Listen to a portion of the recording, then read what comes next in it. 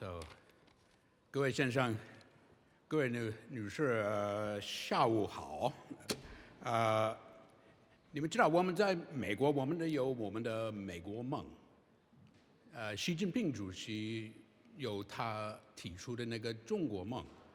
我们哈佛大学校内，我们有我们的中国梦。孟院长 ，Thank you.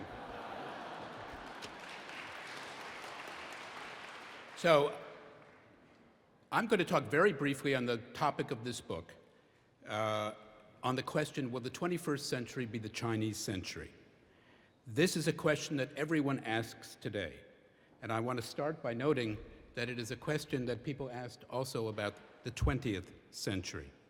100 years ago, when this man was the first president of the Republic of China, there were books published called The Rise of China, The Ascent of China, The Dragon Awakes, Yuan Shikai, Sa Vie et Son Temps, a very positive book, and a book entitled The Rise of China, An Unwelcome but Inevitable Occurrence. Those were books published. You can find them in Widener Library. Today, we have the same books, The Rise of China, The Ascent of China, The Dragon Awakes. As China goes, so goes the world, a book of one of my students. When China Rules the World. And I just want to say, if you learn nothing else from this panel, learn this. Don't buy those books. They're terrible. Buy mine, and you'll learn a lot more. This is a book that looks at China's rise, not over the last 25 or 35 years, this idea that everything new has happened in the last 25 or 35 years, but over the last 100 years since the founding of the Republic of China. And it looks at entrepreneurship, infrastructure, and education above all. For example, it looks at entrepreneurship through the lens of this group here, the 中国企业家论坛, the Yabuli group, a group that I visited on their 10th anniversary in Dongbei. I'd have never been so cold in my life.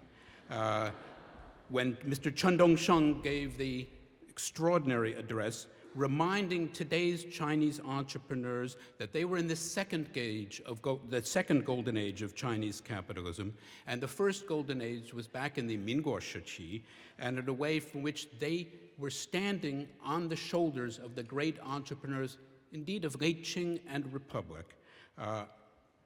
Imagine how the world has changed. I think when Peter Bohl and I were doing our graduate work in Chinese history, people were teaching graduate students books on why China could not develop capitalism. Those days are clearly over. Today we have we see a China that is rising, particularly through groups like this, the private sector leading the way. The private sector is the hope, in this book argues, for China's future. I was at the Taobao Wutai 2 years ago with Fred Hu, actually. And Mr. Ma Yun said this, state-owned enterprises are big because they're state-owned. We're big, that is to say, Alibaba, because we're good. 他们是所谓的国营企业，我们是真正的国有企业. And I think it's true. A second aspect of how China can lead, and has been leading and planning to lead over the last century, is in infrastructure. One remembers the dreams of Sun Yat-sen, his 事业计划 of 1921, with a plan for roads and railroads of a world-class nature, networking this great country. Automobiles manufactured so inexpensively, he put it, that every Chinese could drive one.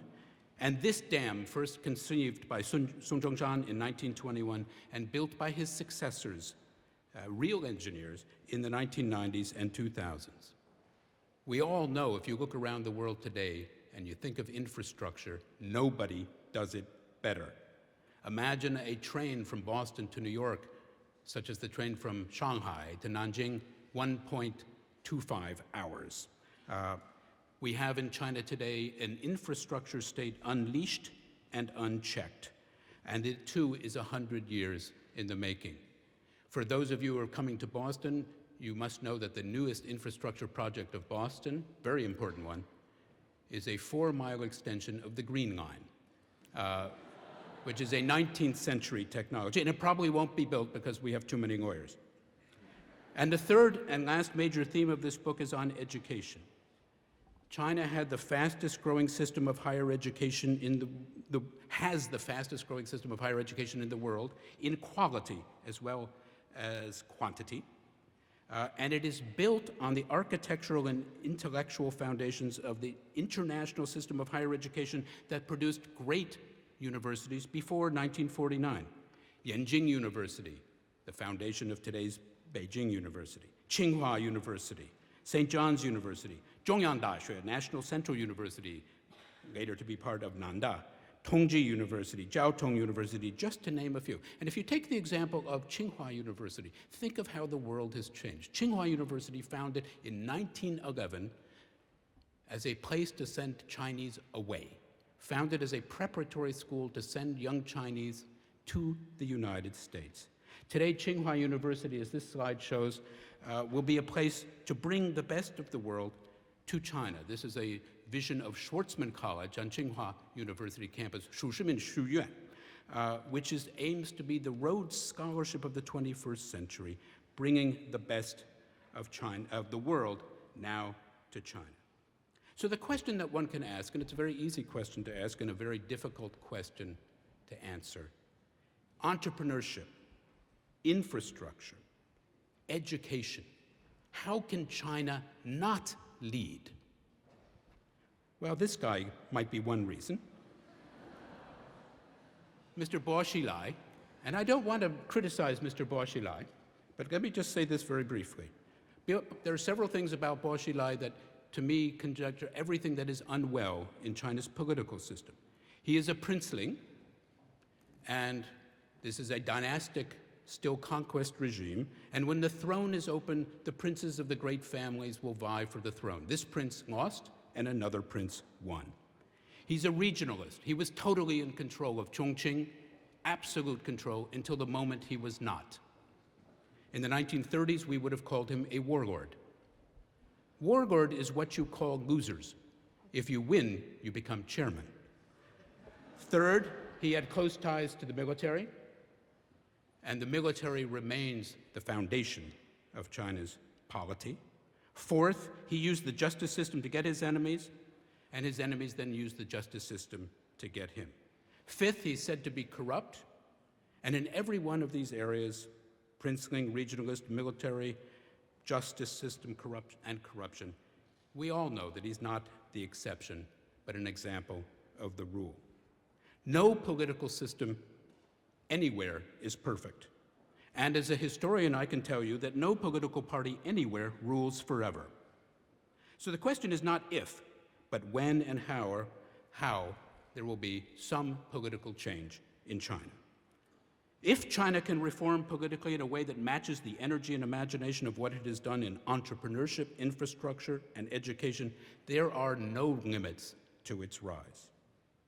The question really will be, not just can China lead, but who will lead China? Will it be people like him? Or will it be people like this? Or will it be people like yourselves?